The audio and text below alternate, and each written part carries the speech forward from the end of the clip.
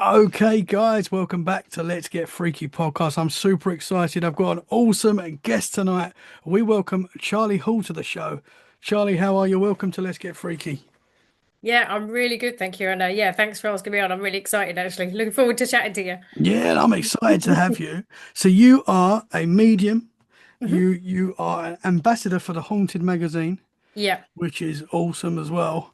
Yeah, I'd like to kind of go to the start of your hmm paranormal journey. What got you into these wild subjects? Oh my goodness. Do you know, I have had paranormal experiences since I can remember. I mean, literally from about, my mum always tells a story when I was about 4 years old. And apparently her and my stepdad heard me like laughing at a room and they were like, what on earth's going on? They kind of went into the room. And apparently I was rolling around on the floor giggling and there's no one there. They were like horrified. And apparently, when they sort of asked me, what were you doing and what's happening? And I'd said that the man's tickling me, mummy, the man.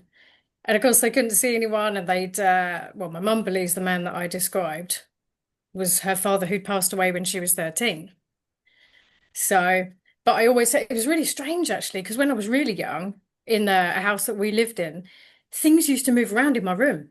And I remember my mum would be like, why have you moved that? Why have you? And I never understood because I knew I hadn't moved the stuff. And I never got it. Just toys would move, things would move. And so from a very young age, I've always sort of felt things, experienced things, heard things. And I used to love reading my mum's unexplained books. I used to like go through them and look at all these like crazy sort of spooky apparitions in these churches and things. I was like, what's that? What's that? I want to know more. What is it? I want to see it. Yeah, So and yeah, it, always it had it. it seems to like with this paranormal people like us that are so in we love this topic. We love high strangeness. It seems like Yeah. in a lot of cases it starts at a young age. Like Yeah. you have experiences that are like undoubt in your mind, and you know that there is Mm, then that there's more going on. I feel like exactly. normally when you have experiences when you're a kid that stand out, you're crazy for life. That's how I see. That's how it is for I'm me as certainly well. crazy. I'm cuckoo. Yeah. So No, do you have any memories of like the man tickling you or anything like that? Is there memories there of that happening or? no, that's the thing. I don't actually remember that at all. It's just because my mum would tell me this story. And do you know what's actually funny? Because mum and I were talking about this the other night. And I'm from Northern Ireland, and my mum was like, there was another time. And I went, right. I'm thinking, oh, this is a story I don't know. She said, before the man tickled you, she said, I walked in the room one night and you said there was a man sitting at the end of the bed. And I was like, when? I don't know about you never told me this. And she said, yeah, so even before that, she said that apparently I said about this person, I kept going on about a person in the room that was sitting on the bed and nobody was there. And again, I don't remember these experiences, but I've so much happened when I was a kid. And so therefore it just made me really fascinated about all of it. But I think as well, because I'm quite emotional, I'm quite sensitive, and therefore I think that adds to people, being more in tune with this as well and being able to sense this more if you're that way anyway. Mhm. And no, even in houses we were in, like several houses we were in, there were just weird things going on. And I thought it was just me. Like as a teenager, it ramped up.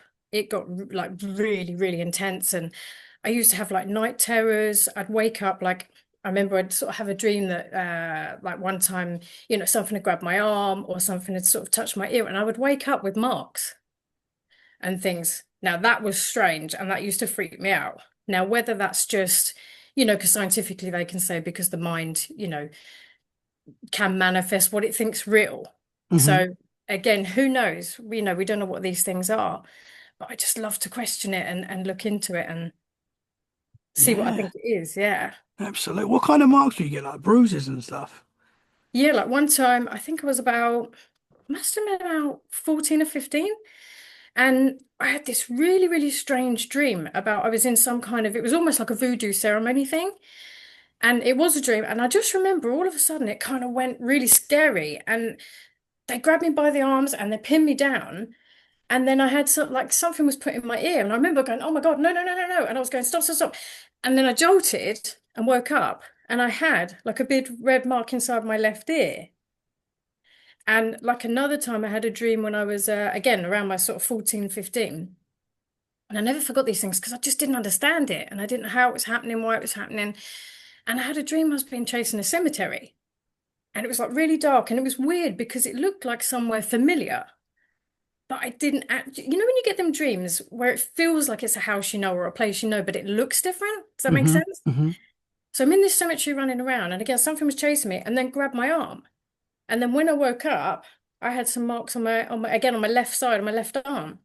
It was really Whoa. strange, but is that my mind kind of manifesting physical sensations? Like physical, I don't know. Hmm. Because obviously the mind is a powerful thing. Absolutely, yeah. Yeah. But as you know, you're into this kind of stuff. Dreams and the paranormal seem to come hand in hand. Like there's a lot of weird stuff to do with dreams.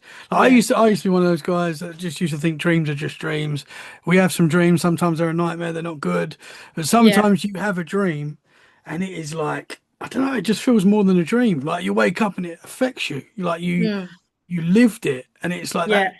What is that, man? Are we actually going to another place? And I don't know. I don't know. You got people that can do astral projection and stuff like that. That Mm. kind of seems connected to the dream state as well sometimes. Yeah. But You yeah. just made me think actually, when I, again, talking about when I was younger and the dream stuff, the one and only time that I can recall that I've ever had like you said, out of bodily experience. And again, it was around that teen years. And I was laying in bed and I got up in the night and I thought, oh, I need the loo. So I got up and I physically felt, I got out of the bed, I pulled the duvet off, I walked to the door, and we used to have these like ceramic doorknob things. And I was half asleep and I went like that. And I kid you not, my hand went through it. And I sort of looked and I was like, blah, blah, blah. Hang on, let's do this again. I was like, maybe I missed it because I'm half asleep. Went like that again. My hand went through it again. And I thought, and I'm looking around and it was still dark. And I thought, what the hell? And all of a sudden I felt this like really sudden fear in my chest. And I was like, holy crap. And I turned around like this really slowly. And I kid you not, it's the only out of body experience I can remember. I turned around and I was in the bed, laying with my arm like this on the pillow, asleep. And I went, and all of a sudden, the only way I can describe it was this like a whoosh, like a really mad whoosh. And I felt my chest pulled and I went backwards. And then next minute, I woke up in bed and I was like, oh my God, I'm here, I'm okay. I'm alive. Wow. Wow. That's, yeah, the only out of bodily experience that I had. And I've never forgot that because that was just, it was so real. That Especially is trying to grab the wild. door thing. I was like, What the hell is going on here, dude?" You know what I mean? Yeah, that is wild. I mean, you do hear that when people turn Oh, and they see themselves in bed, yeah. and that must be so freaky. That must Mm. be so weird, man. Wow. And then, because that's quite often what you hear with people that do astral projecting is that once you kind of realize you're out your body Yeah. and that fear hits, that's when you like slip back in. That's what you hear quite a lot. Yeah, that you kind of get, they say you Yeah. get pulled back into it or you snap out of it. Yeah. But it was the things like that because for some reason, I don't know why, but I had a lot of that kind of stuff when I was a kid, like all sorts of things. And I remember, like, my mum, she used to say to people, "Oh, she was a spooky child, spooky child." She used to say, and I was like, "Yeah, yeah, okay, all right, I'm the freak," But at the same time, even though some of these experiences were, because I couldn't explain it, I couldn't understand it. I was like, "Why is this happening? My friends don't have this. Why do I get this?" But then it just made me more and more curious and more wanting to look into it. And the more I sort of read and heard and stuff I watched, you get more excited about it, don't you? You just want to Mhm. explore it more and you get hungry for it. Yeah. Yeah. Yeah, I still find it scary. I still find it scary, to be honest, but I it find can it be. fascinating. But I was always like that fear is quite exciting. Like when you watch a horror movie, you shouldn't be watching this movie, but it's Yeah, scary and it's exciting. It's like that with the paranormal. Like I think, yeah, like I shouldn't be watching this. It's exactly. dangerous. Yeah. And you saying about films actually, because I always like sort of more darker things. I liked horror. I loved things hearing about aliens and spaceships. And I used to sort of like, my mum knows now, but I used to sneakily watch the horror films, be like, while they were out, I'd be like, get the old Freddy Krueger, get something, used to scare myself half to death and then wonder why I had severe nightmares. But there was one film in particular that again fueled my sort of paranormal interest, and it was a film which not many people seem to have heard of called The Entity, and that was about somebody getting having paranormal experiences and getting like attacked and things by this being. And That I remember when I watched that, even watching things like Freddy Krueger when I was a kid. I remember when I first watched that because obviously I watched it way younger than I should have done because I sneakily watched it. And that thing of the unknown actually scared me because I believed it was real. Hmm. Does that make sense? Because of all the things happening to me. And like I remember when I first watched Freddy Krueger, I couldn't sleep for about a week because I was like, quote up, something's going to come get me in my dreams, because I had these experiences and I believed it. And same with that other film. And I was like, there must be some kind of a truth to this for people to want to write about these kind of things. I know they are fantasy fi or, fiction films, sorry, Hmm. but they stem from something. Yeah, Like all the absolutely. ghost stories and fairy tales. And I personally believe they stem from something, Hmm. Hmm. someone's experience that was unusual or unexplained or, Yeah, mm, absolutely. Yeah, I don't think I've heard of the entity, to be honest. I'm not sure I've heard of that one. I need to yeah. check it out. I watched Child's Play when I was 4, Yeah. and that probably explains a lot, to be honest, because that that that messed me up massively. My granddad thought it was a Yeah. kids film, and he apparently he bought it for me and let me watch it, and my mum wasn't too happy, No. and it that messed me up for a bit, that's for sure. Yeah. Oh my God. Were your parents into the paranormal? Did they have experiences or anything in the same house or anything like that? Yeah. Well, when I was growing up, I mean, my mum, she is a medium, but when we were younger, she didn't use any of her sort of mediumship. Like she suppressed it for years and years. And it was only sort of literally probably within about the last 10 years that she actually sort of embraced it and we started going on stage together, like giving mediumship readings. So when I was young, my mum was aware of stuff and she had experiences, but she kind of kept it to herself.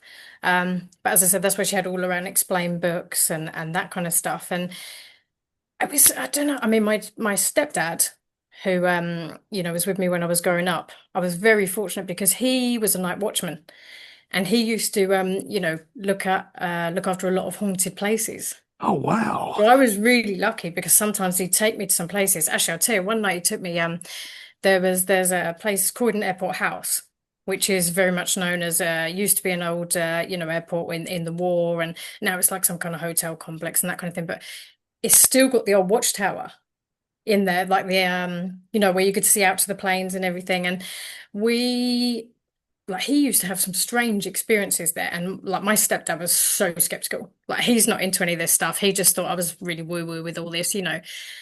And when he worked there, he used to have experiences. Like he used to come home and tell me all these cool stories. I was like, oh my God, I want to go to these places. And again, it was fueling everything, that I was into. And he used to hear like furniture dragging upstairs in the building. And I remember he'd tell my mum about it and he'd be like, it's the strangest thing.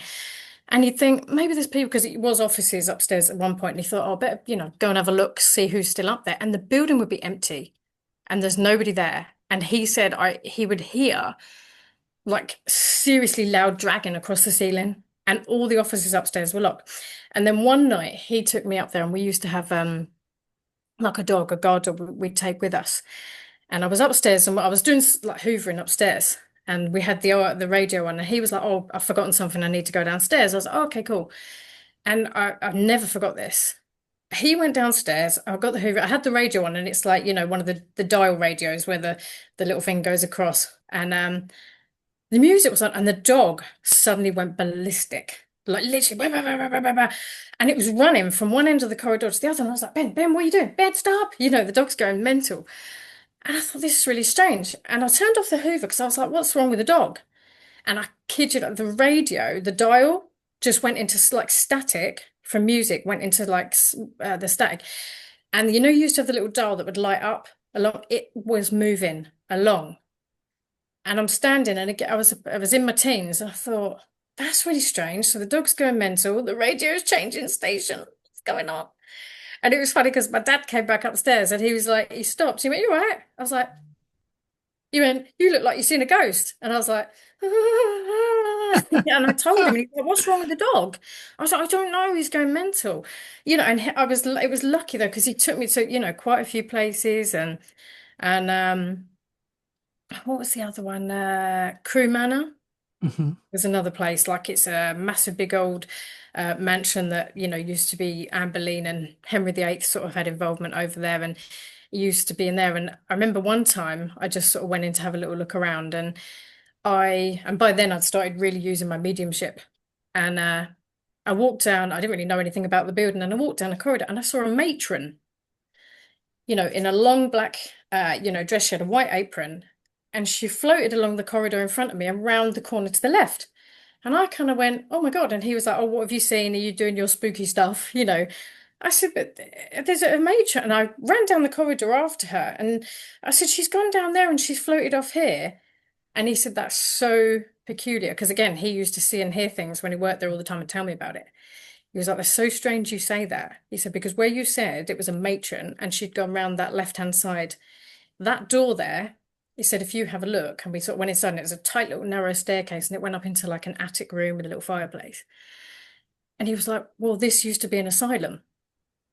And he said, so there were matrons here looking after the people. And he said, that room you said she went into and you pointed to, he said, this was where the matrons' quarters and things used to be. And I was like, Whoa. oh my God, because she floated blatantly in front of me, just went off right to the left. I was like, eh? Wow. Was that like a solid form or was that like a see-through apparition? Yeah. It's really strange because the way that I know a lot of mediums say they see in different ways, because with me, when I say I see, it's like an overlay on top of my normal sight. Hmm.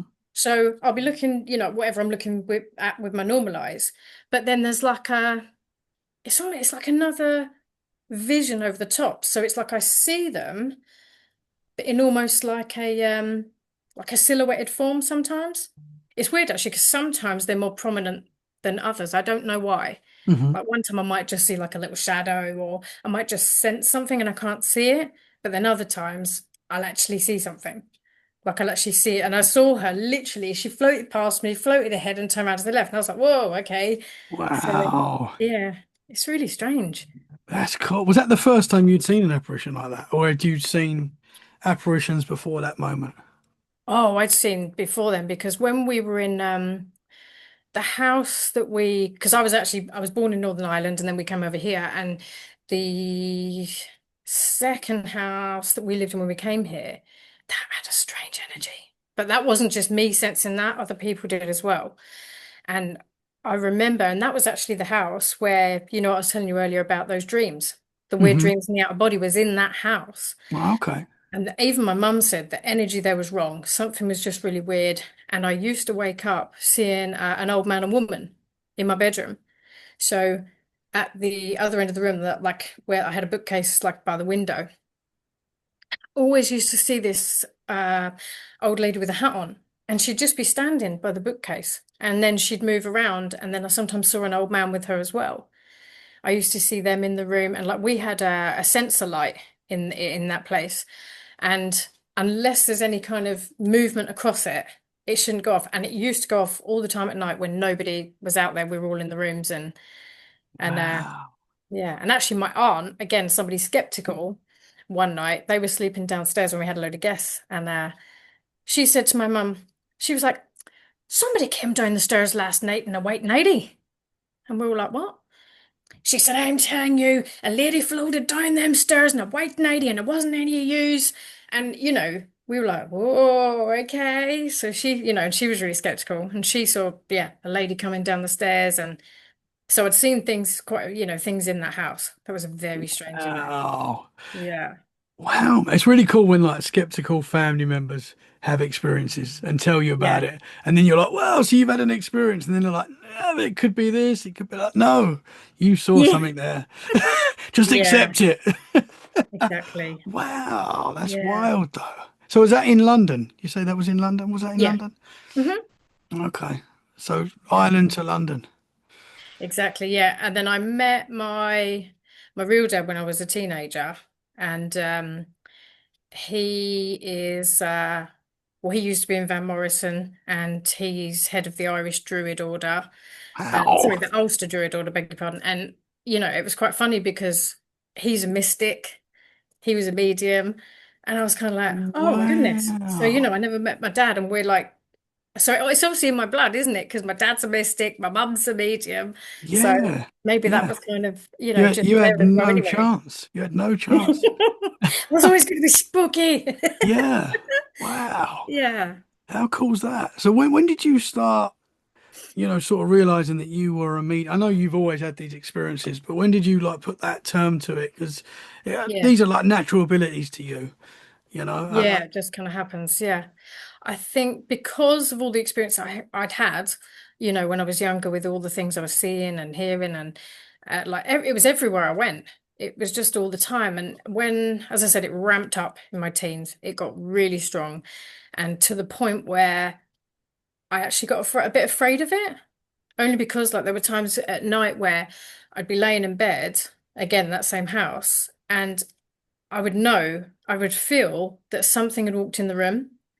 I could hear it, I could see it with my psychic sight. And then like I would hear, I remember one night, oh God, it terrified me and I froze. I got proper, something was just breathing. I could hear like that behind me. And I was like, and when you're terrified as a kid and you can't move, and I'm going, turn the light on in my head, turn the light on, Charlene, move. And I was like, I can't. And then eventually I'd sort of swing around and there's nothing there.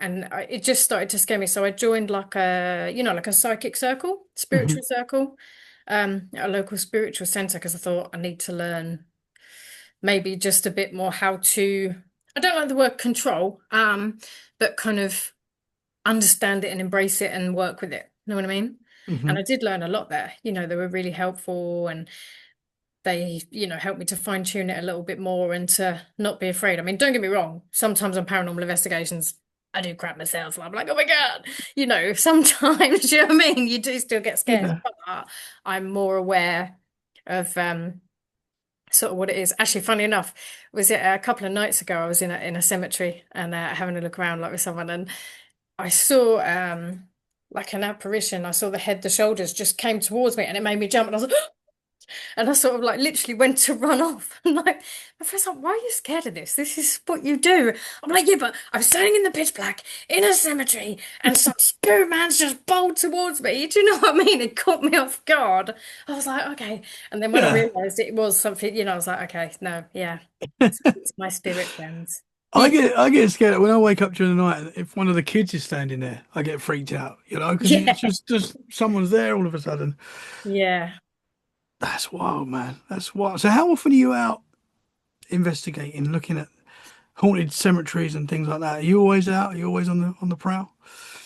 I do. I mean, I love historical places. I love anything like ruins, anything with history, anything pretty, anything spooky. And I'm very much an explorer and sort of outdoor person. So I do, like when I say I'm going out to investigate, like a lot of people say to me, oh, have you got a full team, a paranormal team and all the gear? And Hmm. I'm like, well, I do sometimes go out with teams that I know, with the equipment, but a lot of the time, I go out just to use my own natural senses and do like well, I suppose you call it a psychic sweep and just see what I can find out. Because I know every medium says this, but when I go to a place, I don't look into the story, the backstory. Hmm. Like someone has said to me, "Oh, this place is supposed to be haunted," and I'll say, "Don't tell me anymore, no more," just so I can go in, open myself up, and just see what I can feel and hear. But no, I do. I go around a lot of places in the UK. I've been to a lot of places, obviously in Northern Ireland. Hmm. Because my dad and I we go out, and him being a druid, we go to a lot of places to do druidic rituals and that kind of thing. Wow. So, Is and it? it's nice because I did sort of look at some of the druid initiations when I was younger because I think Dad was like, oh, darling, you should do this. It'll be great for you. And I mean, it is a really, lovely, lovely thing that they do and what they're into. And I prefer to sort of partake in it with him rather than actually sort of, join in with it. But when we go to because we go to a lot of stone circles Hmm. and it's just what they do is so just peaceful and beautiful because they're so at one with the earth Hmm. and with energies and sort of hearing, and sometimes I join in, when he's chanting and he's saying, sometimes he's chants in Gaelic or in English and it's just so beautiful. It really, really connects you and centers you and Yeah. Do you go to like Stonehenge and places like that? yeah, I mean, I've been to Stonehenge a few times. My dad used to get permission on solstice to come over to do rituals there, but unfortunately, I've Wow. never gone to them with him. But in Northern Ireland, we've done quite a few. There's one of the most stunning places I've ever seen. If you ever go over there, whether you're into that kind of thing or not. But Hmm. there's a place called Baigmore, And I'd randomly just seen it on the internet and I thought, that sounds really cool and it looks pretty. Let's go and have a look. And we drove around for ages and we got lost. And oh my God, it was well worth the journey. It was breathtaking. You get there and it's literally in the middle of nowhere. It's like one of the biggest stone circle complexes I've ever seen. There's 7 stone circles. There's several cairns, like burial cairns, and it's so active as well. And I remember when we first got there and I walked in and it's silent, absolutely silent. We were the only people there. And like, as soon as I got to the first circle, I just straight away saw a lady in a dress and a shawl. And she's just sort of looking at us like this because she was on my left. So she's looking at us and I sort of just kind of nodded because she wasn't saying it. Because when I talk to spirit, I say it in my head Hmm. rather than aloud. And she kind of didn't say anything. So I thought, okay, she's just observing. She's here. And as we walked onto the like in this complex, when you go along over to, on the right hand side, there's what I found out afterwards, a circle known as the Dragon's Teeth.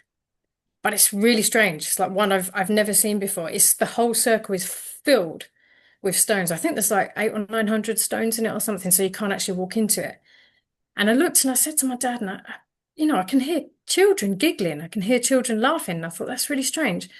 And then as I looked, saw 3 spirit children, and they were running along laughing. I was like, oh, okay. And I found out afterwards that because this place was for ceremonial purpose and burial purpose, and that years ago there was actually some um, remains and stuff of children and things found in there over at that circle. Wow. So I said, because it was a burial, and I was like, okay, because I kept seeing the kids running around and I kept hearing the laughter, but it was just me and him there. There was nobody for miles. It was like it's so vast. But Yeah. people think there's a portal there in Northern Ireland. Like a lot of people talk about a portal, like there's a row of stones. And well, the stories are sometimes that the grass there, I haven't seen it myself, but sometimes people have been in there and the grass around this part is burned. And so people say they think that's the portal, people going through. But well, it'd be great to think that it was a portal. I want to Yeah. go through it. I want to go Would you somewhere. would you walk through it? Would you walk through it? Oh, hell yeah. Yeah. Yeah. Same as I'm, if the aliens landed. I would be like, take yeah. me to your land. I definitely think there's portals. I definitely think there's areas of because talking about portals, my Siri comes up. 2 seconds. Go away, Siri.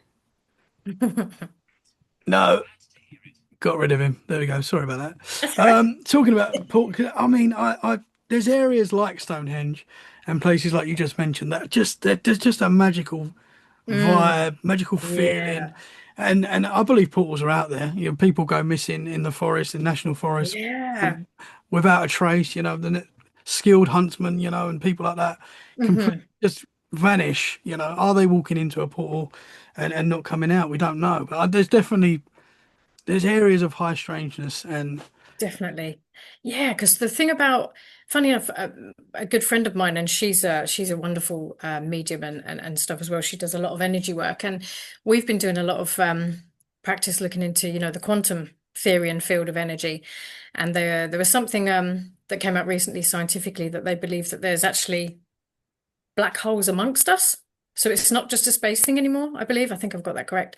And that's what we were saying about, the things like time slips, hmm where people just lose hours or they suddenly start seeing other points in time. And, you know, is this little portals or black holes that we're slipping into now in yeah, our daily lives? Or is this, because even for me as a medium, like sometimes I can be looking at a place in my current time now, like, what we're seeing now, but then I can actually sometimes see another point in time happening at the same time. Now, I don't know interesting. whether that's classed as a time slip. I'm not too sure. Like when I was at the Grace Dieu Priory up in Colville. Oh, that's a wicked place, and that is so active as well. And it's a ruin, and so I'm looking at just looking around at the stones and everything. But then I started seeing all the nuns in the the priory all walking around and doing what would be their daily thing back then. I could actually see them all. And I was like, oh, okay, so they're doing that over there. And what's she doing over there? Do you know what I mean? Wow. And I could Yeah. see it playing out at the same time. Now, is that what people would call a time slip of us slipping in and out of a time? Or is that me just, for some reason being sensitive to, seeing other points of time. Hmm. It's like, and I can't explain That's why or how this happens. And interesting. Would you be able to make yourself do that, or was that like just something that it just happens and you're like, it, oh, yeah, that, it just happens. Because, wow. yeah, a lot of the time, like, because that's what people say to me, oh, can you sort of switch it on and off? And it's really hard to explain. Like, I'll go to a place one time and I won't really see anything and nothing will happen. And I'll be like, oh, I want Hmm. something to happen. But then I'll go somewhere else at another time and I'll be seeing everything going on. And the same with giving mediumship reasons. And this is something I've been questioning a lot recently because I don't understand, as mediums, why can't, and obviously I'm not speaking on behalf of all mediums because I don't know, I'm just saying, like, why can't we all just, if it's all there and it's all happening, why can't we fully tune in all the time? Do you know what I'm saying? Hmm. Like, why can't or whoever say, I'm connecting to an energy of such and such. They lived here, they went there, they did this, and know everything about them. Because I get really disappointed. Like, I can give a reading one or a message one time, and I'll be getting so much information. Like, I'll know how their house looked inside, I'll know their car, I'll know. And I'm like, and then the next time someone else, maybe the energy's just not sort of compatible, I don't know, then I won't get very much. And then I get really disappointed and upset. And I Hmm. don't understand that. It's I think interesting. Maybe it's it's something to weird. do with the energy or entity that you're connecting with. Maybe they're not as strong Yeah. enough to do it as well. Maybe it takes a bit of both. I don't know. Exactly. Yeah. And it's such a strange sort of, and that's why I think, especially in the past maybe 10 years or so, like my belief system has definitely changed.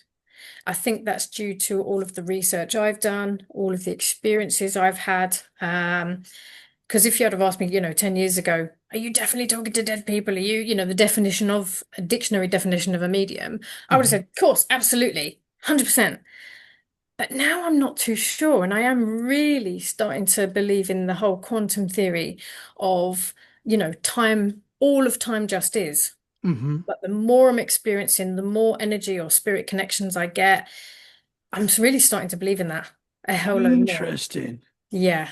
I mean, because something you hear quite a lot from like people that have like near-death experiences and stuff like that, when they pass and go to the other side, and Yeah. they normally say the same thing that time is like irrelevant. Like time Mm. for that moment, they just wasn't even a thing, which we can't really fathom because Yeah. time is so important to us. Like everything we do is around time, work, take the kids to school. It's all time, time, time. Yeah. We can't imagine a world without time. We're controlled by time, really.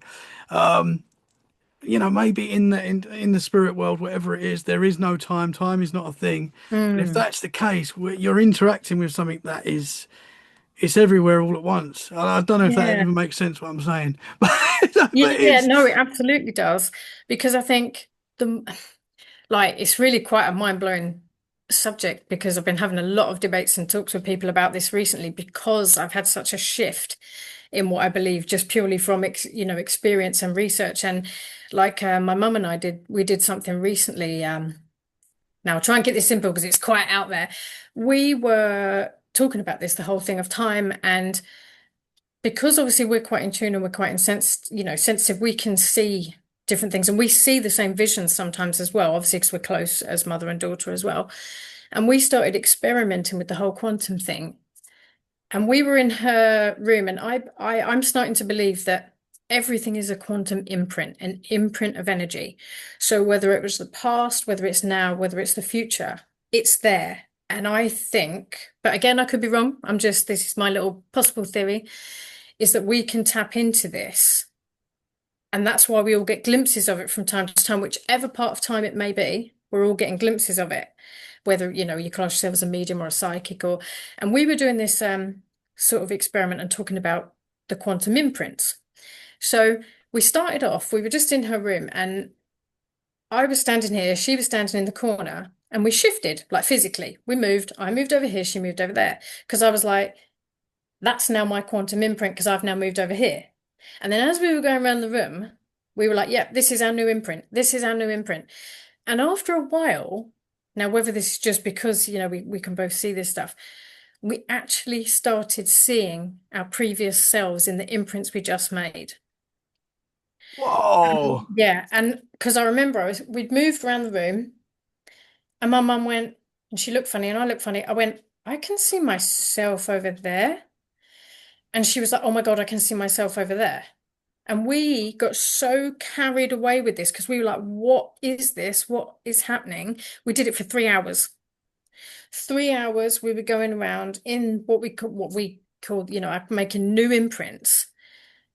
And then it's just it's mind blowing when you really start going into that and playing with it and Hmm. playing with field energy. It's mind blowing, and I'm so excited by it. Like I'm trying all sorts of experiments with it and tapping in and out because I am more now starting to believe everything is energy. And I know everyone says everything is connected. And when people used to say that to me in the spiritual centers, I was like, you know. But no, do you know, I Yeah. fully believe that now. I Yeah. absolutely believe that. And I'm not just talking, we're just connected here and now in our present. Yeah. We're connected here and now in the all that is, everywhere. Past, present, future, just it is. That's what I'm Interesting. really starting to believe. Interesting. Mm. When you were seeing yourself at those other points, was it like just a solid version of you, or was it like a misty imprint, or how was it? How did that look? Yeah, again, it's like what I was sort of saying earlier, it's almost like it's a like a flash image, like an image over like an overlay, I call it. Hmm. Like, say, for instance, if I said to you, um, I don't know, where were you yesterday afternoon? You will then go into your mind, think of where you were, and I don't know, you were sitting in a coffee shop doing such and such. The way you see that picture of what you remembered from yesterday is kind of how I see the pictures of what's happening. Hmm. So it's almost like a what I call a glimpse. It's like a Yeah. glimpse image. Hmm. And sometimes like if I see something, it won't stay there constantly. Like I can look, see something, go like that, come back, and it's not there. So they're like flashes of pictures of things. It's really, really strange. That's But wild. cool. It is cool. It is cool. Yeah. Like, I mean, what you were saying, like about black holes and stuff. Hmm. I know I'm not a scientific person. People that listen to this show know that I'm not scientific. I'm Yeah. very interested in everything, but I don't know a lot. But black holes, I mean, Yeah. it seems to me, from what I gather from listening to other podcasts and stuff, like our scientists now, they don't really know what they are, to be honest. Mhm. Like nobody really knows what the black holes are, really. Mhm. They've got theories and they've got like Yeah. they got obviously got a good idea, we think, but we don't know, man. I mean, there could be black No. holes amongst us. There could be, some days where you feel a little bit different. Are you Yeah. going into a different dimension? Is there different versions of us? And I know we're getting Hmm. we're getting deep, but Yeah. it could be. And you hear these stories of people having slight shifts, but enough for them to recognize that there's been a shift. Yeah. It's weird. I've talked to people before, about the whole time slip thing and even people that when they believe they've had, the alien or whatever you want to call it, dimensional encounters, and they say that time disappeared and they lost time. Hmm. And like that as well, it's like, what is that? What's happening with that? And actually, I'll tell you something that happened recently, which, we're talking about the time slips or what's around us, what's happening. I was with a group, like my little group recently, doing an investigation, and we had the spirit board, and there was four of us, and we had a spirit radio. I mean, they had a couple of phone apps, which I don't really use them myself, but we had a few different things, and we started getting this, shall we call it, an energy coming through, and it kept saying to us, like it was asking us questions, and it was saying about, it kept saying higher, higher, put higher, and we were like, what's this all about? Anyway, so the radio, that the spirit radio we had was just kind of sort of, on a cabinet here, just sort of our level. So we're on the board, nothing's really happening. And this thing just kept saying, put higher. And we're thinking, what is this? And we're like, who are you? What's that kind of stuff. And then I said to my friend, I said, hang on, just to try something here, put the radio higher. And he did. He put the radio up on top of a really high, like bookcase that was near the ceiling. And I kid you not, all of a sudden, about three voices started talking through this radio. There was a man, well, what sounded like a male voice. There was two women's, and it was like they were having a conversation. And we were like, what the hell? That thing was, well, not thing, but that energy that, was telling us to put this up higher. We followed the instruction because we just thought that might be what it is. And then all the stuff started coming through. But then we were saying to them, where are you? Who are you? Um, and it said heaven. We were like, heaven. And then of course we were like, okay, can you see us? And where are you? Next minute it said above. So we're like all looking up. And we're like, what are you above us? Can you see us? And I kid you not, we all got the goosies. This thing just went, are you a ghost? To us. You talking about Whoa. where are we and what's happening and is it? And we all just looked at each other and went, what the heck? And we're like, hang on. And then me and my group started having a chat amongst ourselves. And we're like, hang on, if that thinks we're the ghost, we think they're the ghost. Are we in a parallel world here? And it reminded me of have you seen Nicole Kidman in that film The Others, like which Hmm. is one of my all-time favorite films. Yes. Where she and her family think that they're being haunted by the others and vice versa when they're actually the spirit, the spirit people. And we were like, oh my God, what if that is actually what it is? What if it is a parallel and it's just one side or another side? But obviously, we'll never know. Yeah, And man. so we said and again, we were sort of saying, where are you? And it just kept saying about being above. So it just like you and I here going into a deep conversation, we all went into this deep conversation because we're like, okay, maybe it's not a parallel side by side. What if it's a parallel above and below then? Because if it keeps Yeah. saying, I'm above, are you the ghost and we're down here? Yeah.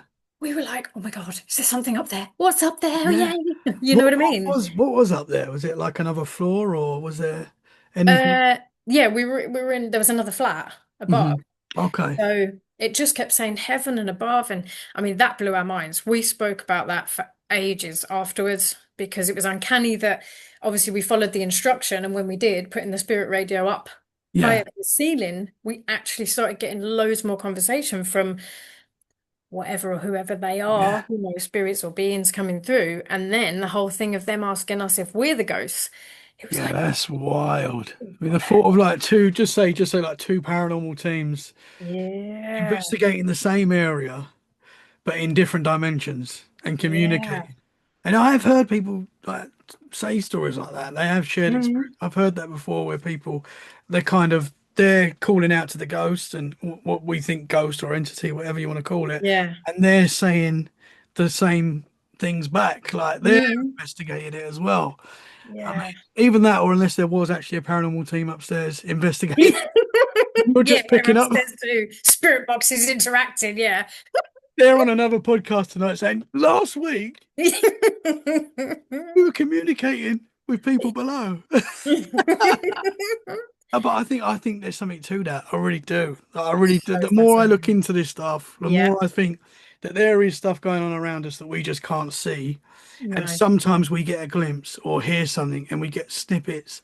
And could it be that whatever these things are on the other side are getting the same snippets and hearing the same? And I mean, that blows your mind to think that there's, it blows my mind to think that there's like parallel universes Going working on around. simultaneously at the same time. Yeah, Yeah. I don't know if I like that. No. I don't know.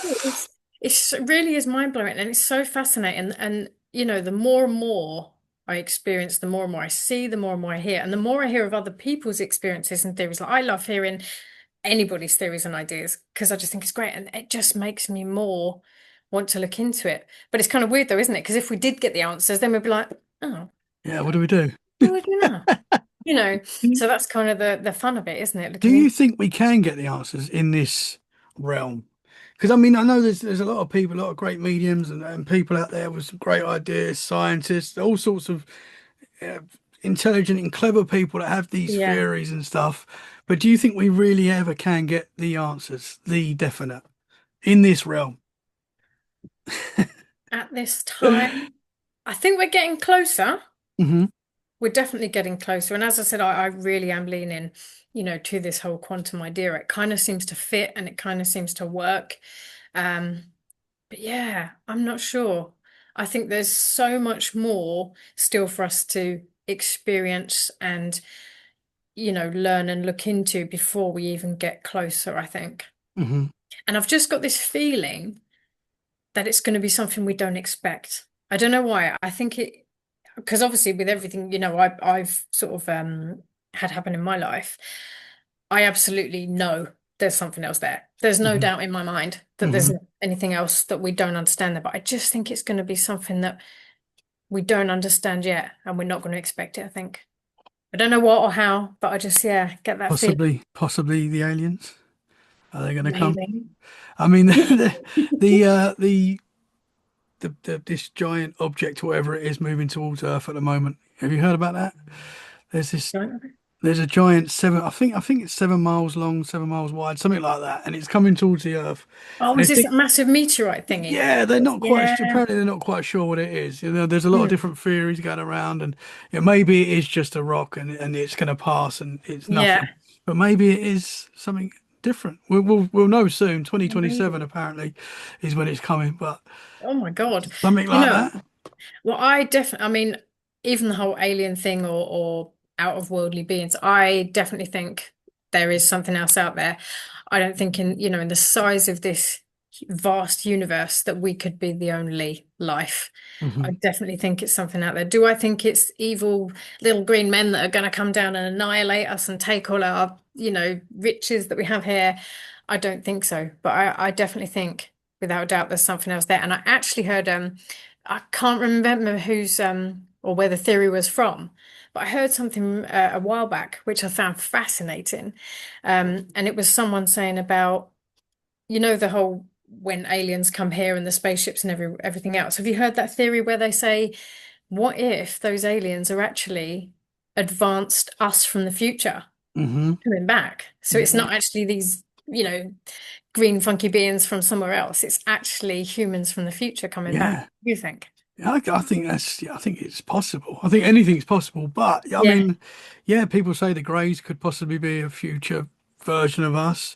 If you kind of think about how we're heading as a human race, yeah, I know we're getting deep, but if you think about where we're going with like AI and stuff, and I'm not saying that I like yeah. this, but I feel like it's inevitable that we are going to become one with AI. I don't want that to happen. I'm not saying I want No, to. I hope it doesn't happen in my lifetime, but it does seem like. I mean, you think how quickly the world is moving with AI and stuff in the last like yeah. even in 2 years. I think it's scary. Like Yeah. it's so wild. What's it going to be in 5 years' time? We are. I think we are going to become a part of. Mm. And does that turn us into like we all look the same? We're all. I've wondered that. We all morph into these like same thing that is more of a mind entity than I don't know where I'm going with this, but Yeah, I you know what know you what I mean. No, mean. I You know get what I it. mean. Are we Absolutely. heading to that? And I'm not saying I want that to happen, but No. but it is interesting.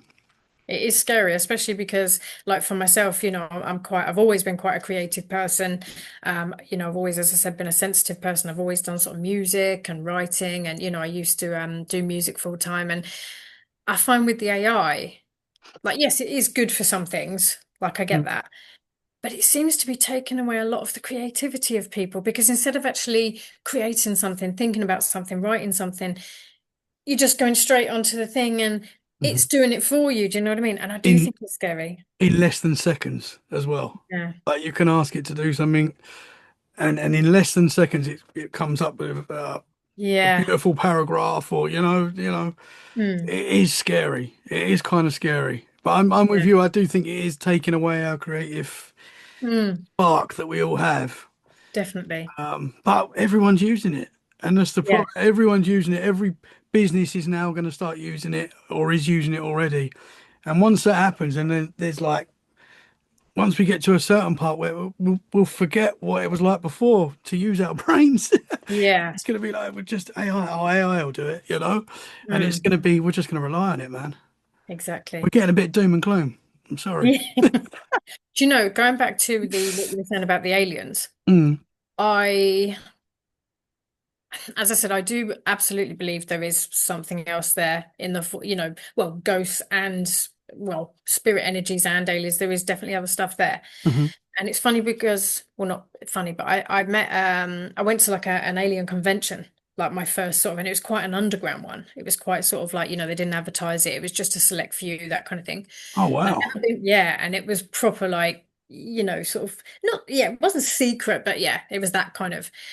And I went and I actually met, an alien abductee. And I tell you what, I'll be honest, I'm not sure what to think about some of that because obviously I haven't had the experience myself.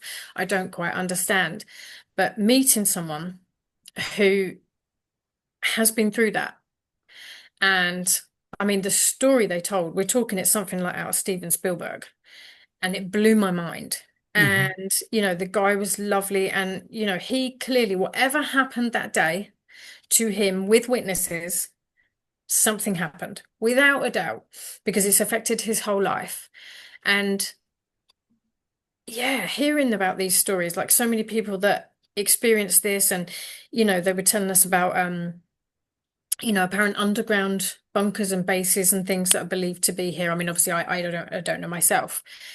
But when you really get into the nitty-gritty of that and hearing all the underground theories of that kind of stuff, that's pretty mind-blowing as well and Hmm. quite sort of freaky because as I said, I don't know enough about that to kind of know either way what I think. But a lot of the stuff they tell within that tallies up as well. Hmm. Like some of it Absolutely. Yeah. really does sort of tally up and it makes you think and you actually think, oh my God, is that possible? Could that be there? Could that have happened? Hmm. And even with the whole thing of, Roswell and things where there's been evidence of crafts, I mean, some of that stuff, it's hard to debunk, Hmm. Hmm. you know?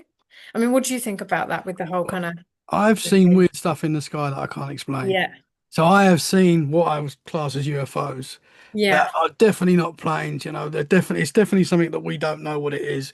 Whether yeah, that is like military tech that we have, maybe our mm, governments. I think our governments definitely have stuff that we don't know about, which yeah, some of what people are seeing, I think, is that. But I don't know, man. I don't know. I think there's definitely more going on out there for sure. And I've talked to a lot of abductees like yourself, and yeah, their stories are often they're terrifying. They're terrifying what they go through. And it's definitely. kind of like what you were saying at the start about in the dream state as well. Like there Mm, seems to be like a connection between abductees and the dream state. yeah, Sometimes these memories are in like a dream form. And even when you said earlier about you felt something in your ear when you woke up, I yeah, mean, or had something in your ear, a mark or something. That is yeah, like that mark from my dream, yeah. that kind of come hands. You hear that a lot with like abductees. I don't want to say you've been abducted. I'm not saying that, but that is something that you kind of you hear that quite a lot with Yeah. abductees. They experience this stuff in a dream, and then they'll wake up and they'll have a mark, or Mm, sometimes have a physical object in them or on them, or yeah. I mean, I've only had like a couple of, well, what I think are possible alienistic experiences. And one, like you, I saw years ago. I was uh in the garden at one of my old houses and it was in daylight as well. And I remember looking up and I thought, what the hell is that? And it was like this weird, I don't even know how to explain it. You know that I know it sounds really typical and cliche, but it was literally like one of those sort of oval, like silvery hmm sort of craft, and it had no particular wings. It wasn't making a noise, and it literally shot across the sky. And I remember watching it for ages. And I tried to run upstairs to get my camera because I was like, "What is that? I have never seen a craft look like that ever." Ran upstairs, got my camera, ran down, and it was one of the old sort of cameras with a fit. And I was trying it, and obviously I couldn't capture it. It just looked like a mark on the screen, just a little mark on the screen, and that was really strange. And then a couple of years ago, I was doing a meditation. And sometimes when I meditate, I can actually still see in the room with my eyes closed. Again, it's that kind of overlay that I say. So I was meditating, and all of a sudden, and I could see like my kitchen and my room with my eyes shut. And it really caught me off guard. The only way I can describe it now, I'm not saying it's an alien. I'm not saying that it may be some kind of dimensional thing or a hallucination. I don't know. But I felt it touch my hand. And so this thing manifested in my kitchen. And yeah, how could I describe it? It was almost like a see-through kind of it's almost like a crystal-like being, like it had different colors, but it's like a watery person. And I was like, what the hell? And I thought, and it literally turned and it had no particular facial features. And I've never talked about this actually before. It just came into my head. And it came towards me. And I remember I had my eyes shut and I'm meditating. I'm kind of going like this. And it came literally, walked through the room. And I was like, oh my God, oh my God.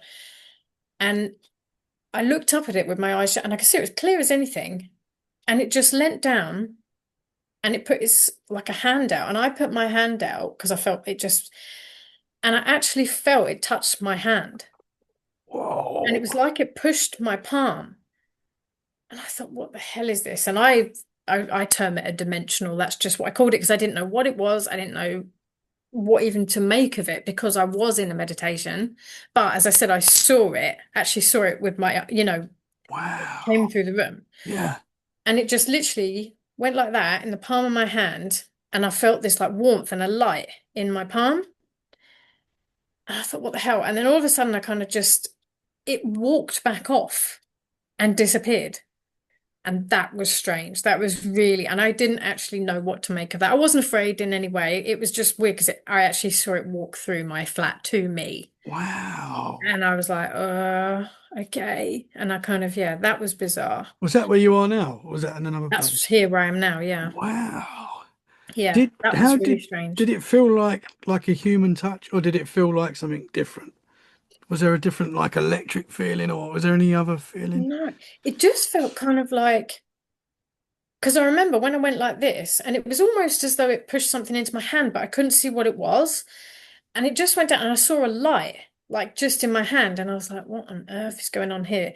And it just kind of felt like just like a warmth, for a few moments, a warmth in my palm, and then, as I said, it just turned, and it didn't actually have any facial features, and it just kind of slowly turned. But it was strange because it had, shall we say, a humanish form, but it was very slim. It was quite tall. But as I said, it was like it had. I can only describe it as like a watery or crystal, like look to it. And I just call it a dimensional because I didn't know what happened or what it was. Hmm. But yeah, no, it just felt like a warmth in my hand. I don't know what meant or what it was for. I haven't got a clue. But Interesting.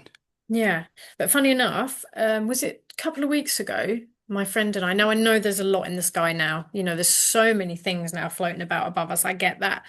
But my friend and I, again, in another cemetery, and I love cemeteries, and like it was dusk and we could see the stars just starting to come out and both of us saw it and we both just went, what the hell is that?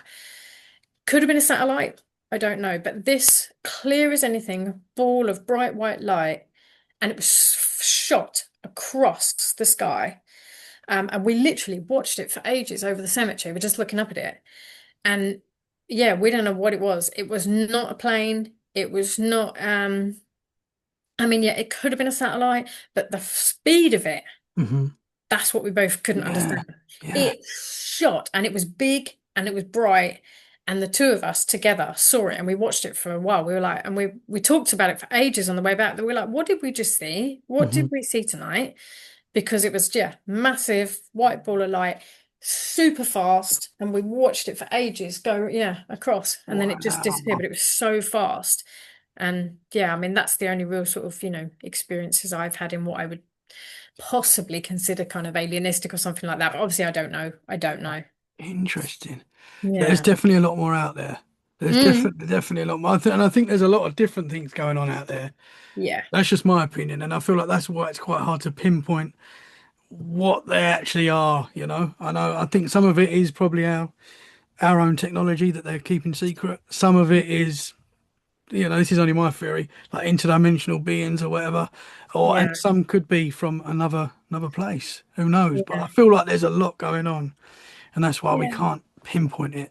Exactly. And it's such a shame because I personally believe, just talking generally about, everybody's abilities and that kind of thing, I do, and I've said this in, publicly in talks and podcasts before, I really do believe that we are all able to tune into things more than we do. Hmm. I think, unfortunately, because of, just conditioning, what we're taught is the truth, what we're told to, how we're told to be and follow. And obviously all the chaos of normal life now. Everyone's so sort of, distracted and just everything's so fast and crazy. And that I think we're almost being shut off of our own intuition. Because when I say to people, because people say to me, "Oh, how do you see these things? How do you do these things?" And I'm like, It's not magic. It's not, you know, because even for instance, like I say, you've got instinct. Hmm. Like that is if you want to call it a psychic ability. Like when you walk in a room and you think, "Oh, this doesn't feel right," or something's just happened in here. Like anybody, when you feel that, or you meet a person and something doesn't feel right, or Hmm. you feel they're really excited or they're sad or that is our natural ability and like our intuition, you know what I mean? Hmm. And I think that people could, if we weren't so distracted and taught otherwise, be a lot more in tune. Because you think back to like the ancestors. And I've done a lot of sort of research into this, and especially with my dad being a druid and looking into old ways. And you think years ago, when people were building the pyramids, the stone circles, all their massive structures, all around the world, they didn't know each other existed. They didn't know, Mr. Such and Such making a pyramid here didn't know Mr. Such and Such or Mrs. Such and Such making a pyramid there. Do you know what I mean? But how did they somehow build the same structures for Hmm. similar purposes all around the world? And they were all, sort of worshipping the same things. They were drawing the same things because I believe that it was like a cosmic consciousness. They were all connected and in tune, not just with each other, because I do believe, as I said, everything's connected and all that energy around. I think we can all feel each other everywhere around the world. Hmm. But it's just because they didn't have all that stuff happening in the world and everything that was teaching them, oh, you can't do that, oh, you can't tune into this, you can't use your brain to do this because they want us to be nulled. Yes. Like they were connected, and even with the earth, like I was talking to someone recently, like I have a fascination, and I have since I was a child with trees. I Hmm. just have a real, I've always been able to, I know it sounds really woo-woo and probably hippified, but it's the truth. Since I was a kid, I can feel the energy from trees and plants. Again, I'm just so sensitive. I feel everything. And like they've, obviously in studies now, they know that trees actually communicate. Hmm. If another tree is unwell, the neighboring trees or other trees will send nutrients through the roots in the ground to help each other. So, they are alive and well and communicating. Hmm. And that's what I mean. If, the ancestors, it was not, they were in tune with that and the earth as well. So they were able to sense more and see more. Yeah. And that's why I say to people, like, but people say to me, how do you do this? How do you do that? I'm like, it's nothing, I'm not, you can do this. And I always say that in my talks to let people know you can tune into this. We all Hmm. have this ability to, but we just unfortunately become null to it, which I think Yeah. is so sad because I know I'm getting really deep and stuff now, but No, it's cool. I feel so Yeah. passionate about it because we could all, be more a part of this energy in this world Hmm. if we were able to be, but life's just got so crazy, right? It's got Yeah. But do you think it's like we was all hmm going back to like the Druids hundreds of years ago and stuff? We was all a lot more spiritual, maybe, and Yeah. communicated possibly telepathically, whatever, like a lot more spiritual Yeah. as a whole than we are now. And hmm we naturally have these abilities in us. It's like when you think of a friend Yeah. and then they start ringing you. Yeah. That's I said that's like paranormal, isn't it? Yeah, That's a that's your paranormal. intuition. That's psychic, being I mean, people psychic. say coincidence, but I don't believe in coincidences. There's too many. Mm. There might be the odd one, but it Yeah, happens too often. And exactly. that is like a paranormal, supernatural, whatever it is. No, that's absolutely right. And I've always said that, to people. And um, so that's why sometimes, I even in my normal daily life, I sort of, well, when it's not too hectic, I do little exercises just to try and enhance the stuff. Like I was saying recently, like, the Zenner cards Hmm. where you do the shape cards. Like sometimes if I'm just having a break from writing, just to keep my intuition going, I'll be going through the deck, just sitting at home, just saying, going through the shapes and, things like if when I'm on my way to work, I'll start saying to myself, right, what car's going to come around the corner next? Just in my head, and then test, just to try and keep that sort of intuition going. And like you said, when people call and you know who it is, or when you know how a family member how they're feeling or something, or Hmm. you get a feeling, when you get that thing of, oh, I must give so and so a call because they're in my mind or I'm thinking about them. That is your psychic connection. That is your intuition, which Hmm. we could all use and do a lot more. And yeah, I wish that people were able to sort of do that more, because then we all might be able to see things a bit more psychically, or whatever you Hmm. want to call it, mediumistically. It Yeah. wouldn't just be, I don't know what, some people obviously are just more in tune with it than others because they're more aware of it, maybe. More I'm open, not too more sure. open Yeah, to it. more open to it. Yeah. I mean, they say we only use 10% of our brain. I don't know how true Mm. that is, or 20%, whatever it is. If we could use another 10%, which I could do with, um, would would that open up these abilities more as well? You think if we're only, Yeah. why are we only using 10% of our brain? I don't I've understand. always wondered that. Yeah, why is that? What's Why the that's psychic such a doing? Just sitting there small, going, huh? there's another 90% there. What I need it, man. you Yeah. know. But what is all that about? If it was 50%, what kind of things could we do? Could we fly? Could we, Oh, maybe. that'd be amazing. Just take Yeah. off and fly somewhere for the night. Yay. I'm going to New York. Yeah. It is Yeah. wild. Has your dad always been a druid? Is he always been? I think I said because I didn't meet him till I was a teenager, and I mean he was already a druid then, and he is in the Rosicrucian order as well, which is like a. I'll be honest, I don't know too much about it, but it's sort of a bit of an occult order, that kind of thing, Hmm. and I think I mean he's been a few different things, but he really found himself in the druidry, like he really really loves that, and he has been all over Ireland Hmm. to different sites and different he's actually writing a book about it at the minute. Oh, I've, interesting. I've been helping him edit the book, so he's writing a book about the stories of that because he's done all sorts of rituals and things. And when he tells me the story, because I said to him when he was telling me all the stories, I was like, my God, this needs to be in a book. I was Yeah. like, Dad, you need to get in this book. And he's like, all right, darling, I'll do it, I'll do it. And I'm like, no, we're doing this. We're doing this now. But yeah, he's a music. I said he's a musician as well, and he's traveled around the world with Van Morrison, Hot House Flowers, and it was just funny because knowing that we'd never didn't know each other, and then when we did meet, obviously I'd started getting into all my mediumship then, and I was doing a lot of stuff with sort of more magic and witchery, that kind of thing, when I was younger. And so he was telling me about his sort of experiences, and obviously at that time I was doing music full time as well, and I had was just before I'd got my record deal. So it's funny. So we're Wow. both musicians and singers and writers and Yeah. mystics and stuff. So it was really cool. But it's nice because, as I said, when we go home, we do all sorts of little rituals, and it's nice because he's got a stone circle in the garden as well. Oh, He's got one wow. at his house. It's really Yeah. cool, like a Man. little one there. So, Because but he finds it really funny because when we go to the stone circles, right? Obviously, it's in the countryside, and oh my God, I get scared of the sheep. Right. And we went to this stone circle a couple of years ago, and it was covered in these huge sheep. And you know the way they look at you outside, them sidey beady eyes. And I'm just like, oh, leave me alone. they have got weird eyes. Yeah. They have. And like Dad can't understand it. He's like, oh, darling, it's only a sheep. And he's like, they're more scared of you than you are of them. And I remember we were at Belton's stone circle, gorgeous circle. And I was panicking. There was like hundreds of sheep. I was like, oh my God, my worst nightmare. And I'm literally like this, walking through the sheep, going, excuse me, sorry. And he was in stitches. He was like, oh my God.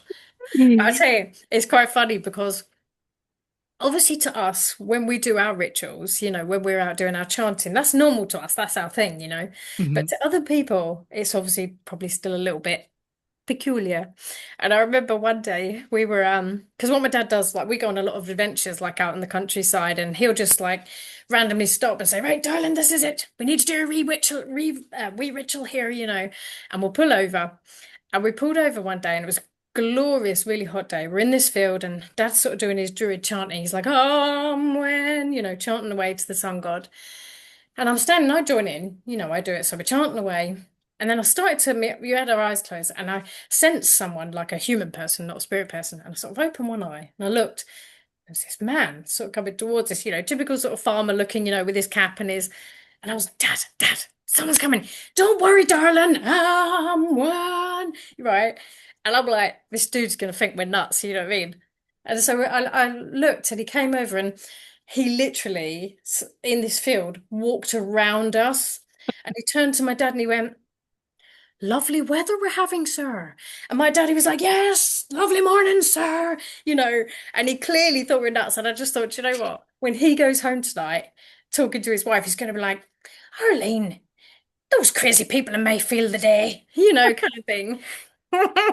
He's going to be on a podcast talking about it. That's Um, cool though, man. That's cool. I mean, the Druids, like, I don't know too much about Druid. I know it's a very old culture that's been around the UK, Ireland for, well, I don't know when it started, to be honest. Do you know when it started? Do you know how long I'll how be old it honest, is? I don't know too much Yeah, myself. I think Yeah. it's super old. I'm pretty sure it Long, was long, long here time ago. before Yeah. the Vikings got here, before the Romans. I'm pretty sure. Mhm. I mean, I don't know too much about it, but I Yeah. know it's an old culture. Obviously, we don't know how Stonehenge was built and stuff like that, and No. you know. So there was that culture's very old, and yeah. It just baffles me, like, you know, same with the pyramids and stuff. Hmm. How did these people get these massive rocks and structures into these places from like hundreds and hundreds of miles away? Yeah, How the hell did they do it? I know there's loads of theories that they maybe rolled them along on wooden poles or this, that, and the other, but really? yeah. Up mountains, up hillsides? How that, you know, how that on earth did they do it? I I think they mean, look could. at the pyramids are fantastic. Oh yeah, and then we couldn't do it now, which is wild. You know, Hmm. we can't build them now to that standard. It's Yeah. unbelievable, and they mean something like the coordinates mean something to like the star systems, and I just it blows my mind. You know, and Yeah, and they're so perfectly aligned. Like mm, especially with the, you know, the stone circles like Baigmore that I was talking about. All them because I said there's all the circles, but there's all these sort of rows of stones um which are perfectly aligned to hmm constellations and things. And where was that one we went to? Oh yeah, we went to another one time called Ballano. And I'd never seen this before. Like you walk through like what I call a passage of offerings because you have to walk through this like arched tree area that goes up a hill. And as I'm walking up, like it's really, really beautiful. And as I was walking along, I started to see coins. Then I started to see toys. And then I started to see like ornaments. And I'm like, what's going on? And it was the whole way up, the whole tree covered path. And of course, even in this day and age, you know, people are still leaving these as offerings to the gods, leading up to the stone circle. And it went on for ages. And then when you got to the top of you know, this path, there was a whole tree covered. It was beautiful in like hundreds of multicolored ribbons. And of course, people, you know, of course, people still go up there making the offerings. And this mound is huge and it's like really, really nice. And in the distance, you can see like it looks like a pyramid, but it's the Mountains of Mourne, which is where C.S. Lewis Okay, yeah. actually was inspired for the land of Narnia. Wow. 'Cause he had a lot of inspiration from places in Northern Ireland. And I'll never forget, I'm sure it was probably just a coincidence, but Dad wanted to do a ritual on top of this big mound this day. So he climbed it up and I was kind of, you know, taking pictures and stuff. And it was really weird. It all of a sudden came over like this massive cloud. I kid you not, like, and it was like the whole size of the top of the hill. And I got some wonderful pictures and it was all of a sudden as he was chanting on top of this thing, this massive cloud just gathered at the top. Like I'm sure it was probably just coincidence, but Well, we it don't believe in looked coincidences. oh, it looked phenomenal. It looked Wow. fantastic. He just had this, it was like while he's like this chanting on top of this thing, or this hill, this mounds, this with this big stone circle, like this little stone circle around it. This just found formation happened in the sky. And I was like, oh my God, this is incredible. And I took loads of pictures and yeah, that was really cool and really, Yeah, yeah, really bizarre that it happened it's at that cool. time when he got up the top of it and was chanting away to the sky gods, you know, Yeah. the sun and the earth and Mother Earth and that was a wicked Wow. day. Yeah, that is cool. I do think it's possible that our ancestors were a lot more advanced than we think they were. And I believe perhaps that. something happened that, either they wiped themselves out or, something, a meteorite hit or something's happened to Mm, reset the process, and now we just get glimpses of things, and we're like, yeah, how did they do that? That's impossible. yeah, We can't do that now. That kind of makes sense that maybe we was a bit more further advanced than we think we were, and yeah, we lost it all. yeah. I definitely think was it Graham Hancock recently that Hmm. I've been reading a lot, looking at a lot of his stuff, and his stuff is so Yeah. wonderful because he brought that up. I don't know if you saw that program recently where he talked about how he feels there's a point in history missing.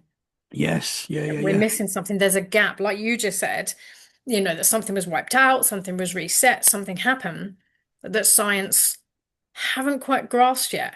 Hmm. And all the evidence and the proof that he gives, from all the ancient structures and the ancient times, It's I think he's got it incredible. right. I think Yeah. he's really got it right. There's definitely something missing because even like I watch a lot of Ancient Aliens. Yeah. I Love that do show. love that stuff. Yeah, I've watched hundreds of them and I love that place and it's on my bucket list. Have you seen the Mhm. place Pomapunku in I Peru heard of it. Yes. Yeah. Peru's wild. There's so much there that is wild. and Yeah. Ecuador and yeah, that place has got the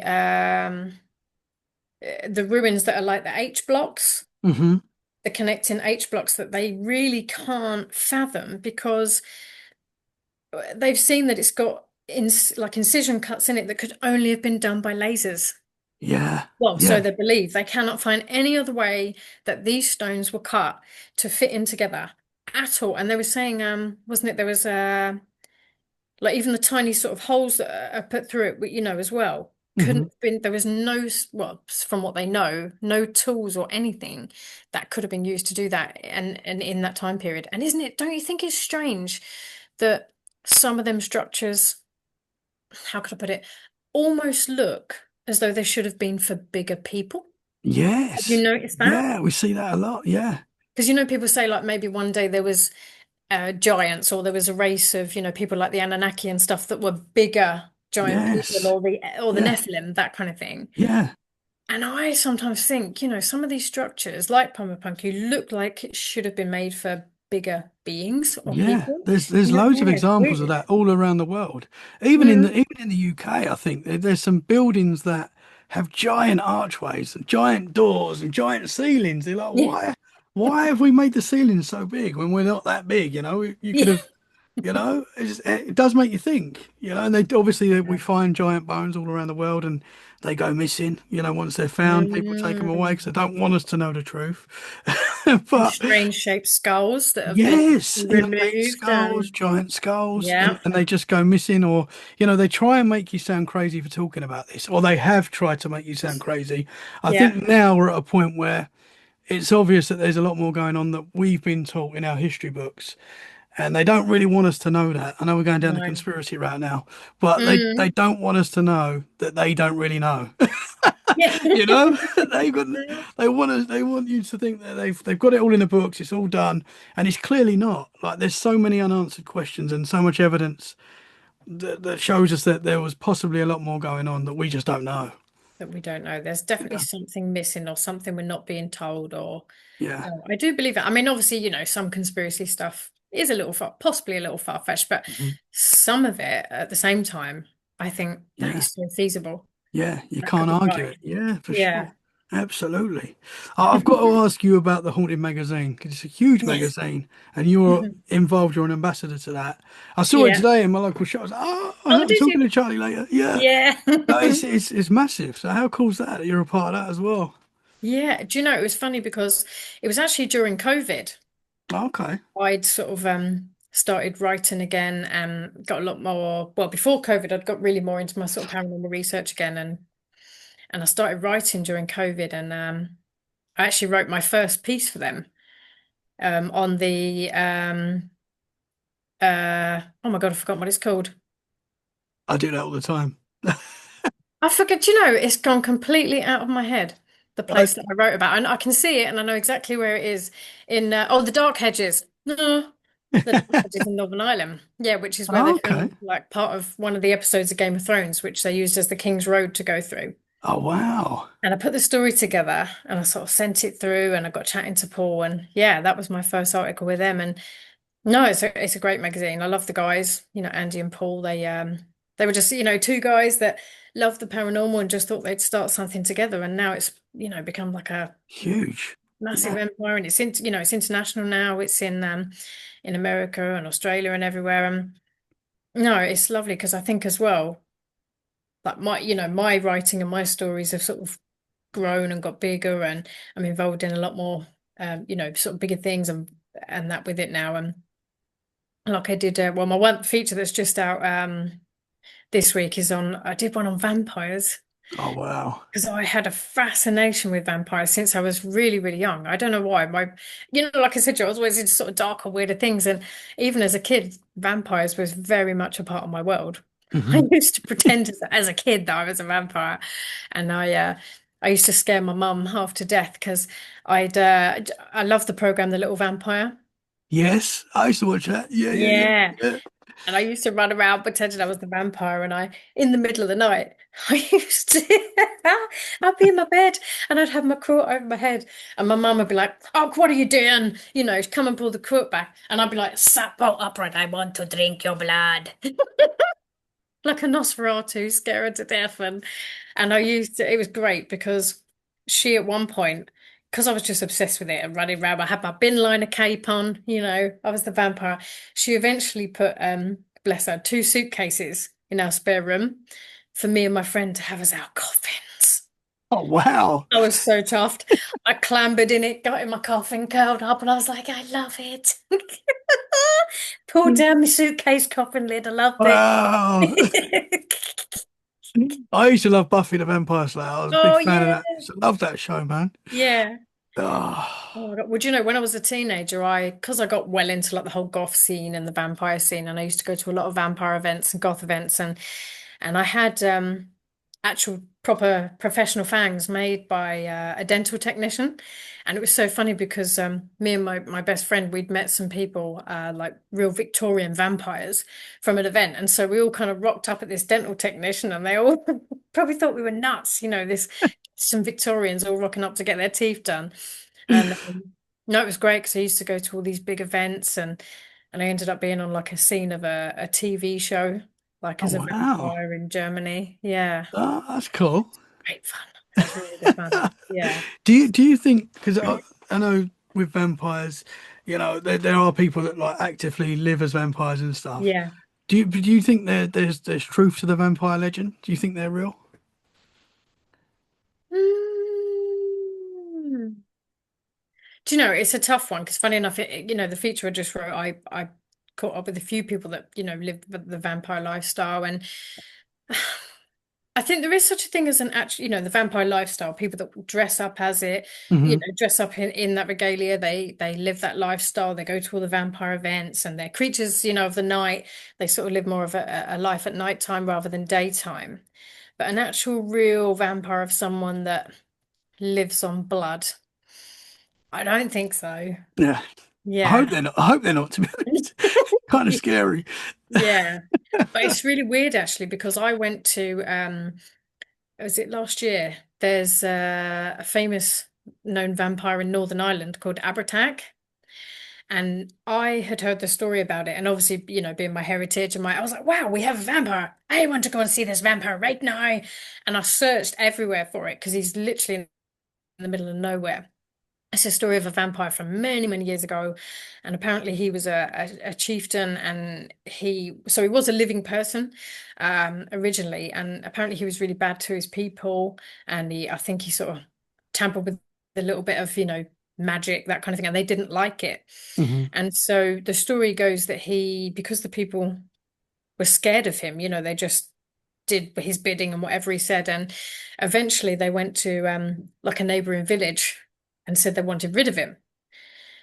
The legend is that a chieftain came from another village and did kill him.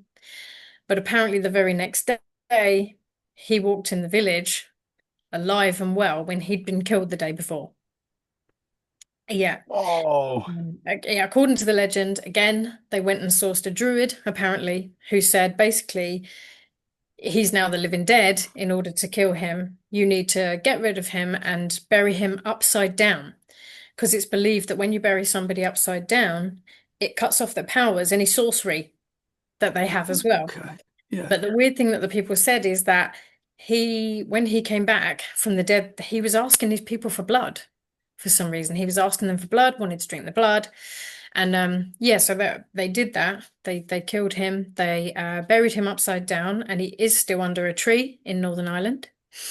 And yeah, because the actual place where he's buried is oh yeah, and that was it. You had to have a was it a yew tree? Had to have a yew tree branch buried in with him as well, because that helped cancel it out. So there's this literal single tree in a place called Slaverty in Northern Ireland. And like we searched for it for ages and couldn't find the blooming thing. And the weird thing was when we stopped off and asked the locals, oh, they're very aware of it and they won't go near it. And they were like, oh, you're looking for the wee man under the tree, the vampire. And we're like, yes, yes, take us to the vampire, you know. And of course we found it and it's in a private field now. And we went over and had a look. Not that I'm saying you should ever go into any private land or anything. But you know, the people there, they saw us go in there. And Yeah. they've got a big boulder because apparently it's just a single, it's really eerie. Like when you go up to it, you see this tree and it's like a lone tree with a massive boulder by it. And the story is that apparently people have tried to cut the tree down and they've got hurt and harmed. Like there's a story of a guy with the chainsaw trying to cut the tree down, and as he tried to cut it, all of his hand got sliced and damaged, and yeah, Whoa. the people are now really superstitious and scared of it. Like Yeah. they won't touch it now, even though they don't want it there anymore, they won't touch it. It's got a real bad, and it is weird when you go towards it. I don't know whether it's just, because I did know the story when I went there, and I don't know, you kind of get pulled into that kind of the spooky story, and you think, oh. And the weird thing was though, when we got there, there was actually a little stone circle around it as well, which is a seal as well as the boulder. And like, my dad and my sister, they were like, oh, tune into him, talk to him. But you know what? And it's never happened to me before, ever. It didn't feel right. And so I did, Interesting. even though in my mind, I really wanted to tune in and see what would happen or what I could pick up on. But something just didn't feel right. And I was like, I'm not going to do it. I don't know why. Yeah. It just doesn't feel right. And the strange thing was, when we left, there was just this really weird chain of events. And when we drove away, we stopped off at this church ruin. I couldn't get the gate open, and I was wrestling with the gate. And literally, the lock on the gate slung back on my hand, cut all my hand. I was bleeding everywhere. Ran to the car, and I thought, okay, this is right. Trying to stop the bleeding. And I thought, this is really weird. The next minute, my sibling in the car had a massive big row, like with a partner on the phone, and all hell broke loose. So I'm there Oh with a man. bleeding hand. She's having a row. Next minute, my dad came over really sick. And I'm like, what the hell is going on here? This is just weird. And I ended up in A&E because my hand went all funky monkey from the like getting cut. And so there was drama going on with them. My dad was really sick, and we're like, now this is odd. Yeah. Have we been affected by the curse of Abhartach? Because supposedly it is a cursed tree and a curse. Like the locals won't go anywhere near it. Yeah. They won't cut it down. Well, they tried, and people got hurt. Wow. So it was really weird, and we were like, Yeah. Coincidence? maybe we shouldn't have gone to the tree, or will we just We have a don't nice believe in day? coincidences. We don't believe in I coincidences. know. Wow. Yeah, Yeah. leave it there. Don't touch it and No. step away. That's wild. And I think it's important you listen to your intuition and just stepped away. I think I would do the same Yeah. because something's telling you no. I think there's Mm. something to that. And the fact that the villagers as well, people say, oh, superstition, but Yeah. there's something to that. When people are saying no, stay away, Yeah. there's something to that. That Oh, that is the first time I have n not felt right to spiritually tune into something. The first time, wow. only time. It just, no, something Interesting. within me I felt really quiet. I was like, no, no, no, no, no, no, no, no. We'll leave him there. Yeah. Yeah. Wow, man. There's something to these legends. There are legends for a reason. I think yeah, I believe it. That is wild. Charlie, Yeah. I've loved talking to you tonight. I know we've nearly done 2 hours. I know we said an hour Really? and a bit, but we've That gone went over. so quick. Yeah, that was so Well, it much seemed like it fun. went quick. Thank you Yeah. so much. I'd No, love to get thank you back you. on. I feel like we can talk more. We can go even Yeah. deeper. But I really appreciate your time tonight. I've had a great time. I Oh, would thank love you. to talk to you more, as I say. Yeah. Can you tell the listeners where they can find you? Yeah, obviously at Haunted Magazine. I'm also at the Independent Horror Society, Facebook, Haunted Charlie Hall, Twitter or X, Haunted Charlie H, and soon I will have a YouTube and an Instagram. So yeah, Oh, so working on you're that. not on Instagram yet. You got to get on Instagram. No, not The best yet. one. Yeah. Well, thank you so much. Let's do Oh, this thank again you. soon. I really appreciate your time tonight. And yeah, Yeah. keep up the great work. Oh, love it. And you, thank you so much. Thank It's you, fun. guys. Thank you so much for listening. We hope you've enjoyed this episode. If you have, share it where you can. That is a great way to support the show. And we'll be back very soon for more freaky conversations. In the meantime, stay safe and keep it freaky. Bye for now. Thank you. Thank you Bye. very much.